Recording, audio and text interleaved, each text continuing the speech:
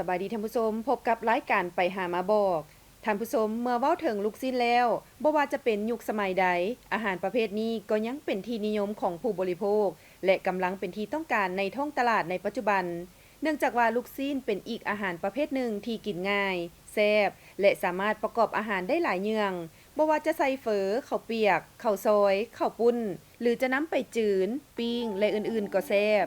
ซึ่งตอบโจทย์ให้ผู้บริโภคทุกหุ่นทุกวัยจึงเฮ็ดให้มีโรงงานผลิตลูกชิ้นเกิดขึ้นหลายโดยเฉพาะอยู่ในนครหลวงวิจันทร์ก็มีหลายโรงงานดังนั้นมื้อนี้จะพาทานผู้ชมมาฮู้จักกับโรงงานลูกชิ้นลาวหาดีซึ่งตั้งอยู่บ้านดุงเมืองไสเศรษฐานครหลวงวิจันทร์เป็นอีกโรงงานหนึ่งที่ผลิตลูกชิ้นที่มีคุณภาพได้มาตรฐานสะอาดปลอดภัยและรสชาติแซ่บจ้อยท่านนางพินเสงจันงาคำเจ้าของโรงงานลูกชิ้นลาวหาดีได้ให้สัมภาษณ์โตนักข่าวหนังสือพิมพ์ประเทศลาวว่าก่อนจะมาเฮ็ดธุรกิจนี้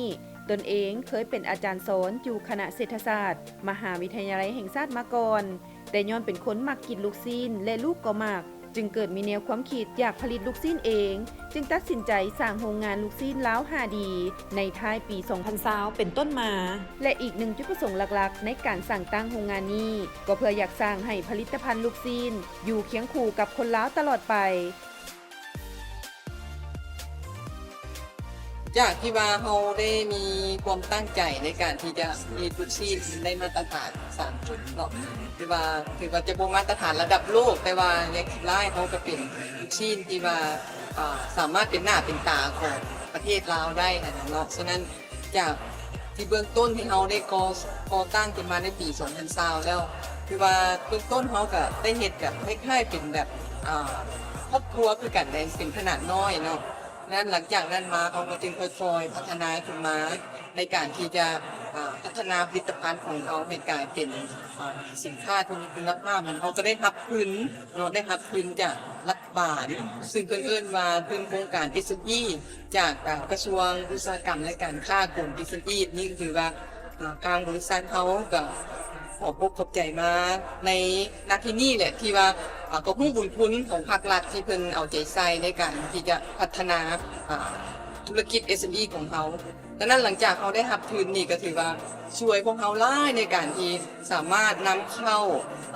เครื่องจักรต่างๆที่ให้มันได้มาตรฐานสากลจากขนาดน้อยก็กลายมาเป็นขนาดกลางซึ่งมีงานหลายขึ้นเนาะผลิตภัณฑ์ยอดขายก็เพิ่มขึ้นนี่ถือว่า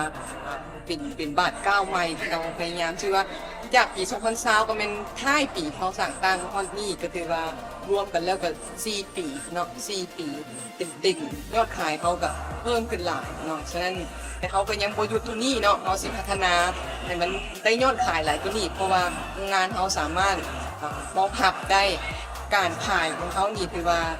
อยู่ในนครหลวงนี่เกือบทั่วละตลาดเนาะหลักๆแล้วเขาก็ผลิตเน้นขายส่งแล้วเขาก็จะมีจุดขายของเขาที่หลักๆก็คืออยู่ตลาดเมืองพ่อเนาะตลาดคัดหลวงเนาะตลาดทุ่งคันคำแล้วก็เขาก็จะมีศูนย์จำหน่ายเขาอยู่ทางทิศใต้นี่ก็เป็นไซมุกคุนแล้วต่างแขวงเขาก็มีหลายแขวงพอสมควรในการจำหน่ายเริ่มเป็นเหนือมากับและตำเหนือเชียงขวางเนาะแข่งวิจันทร์เนาะแล้วกันอุดมไซบอกคือว่าเขาสิพยายามขยายไปให้มันทั่ว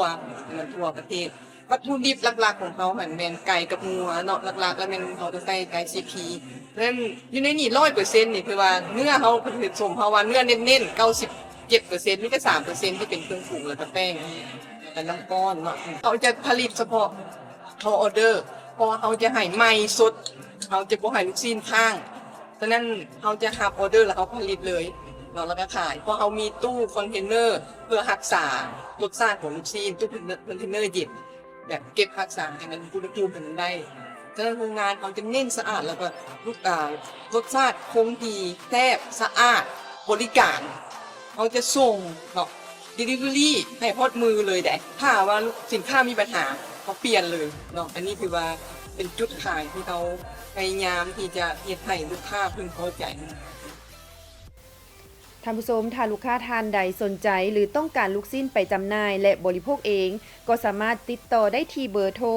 020 595 90 755 หรือ 020-555-04929 และสามารถติดต่อได้ที่ช่องทาง Facebook ลูกศิษย์ลาวฮาดีลาวฮาดีมีดบอลและช่องทาง TikTok ลูกศิษย์ลาวฮาดีพบกันใหม่ในมื้อหน้าสำหรับมื้อนี้สบายดี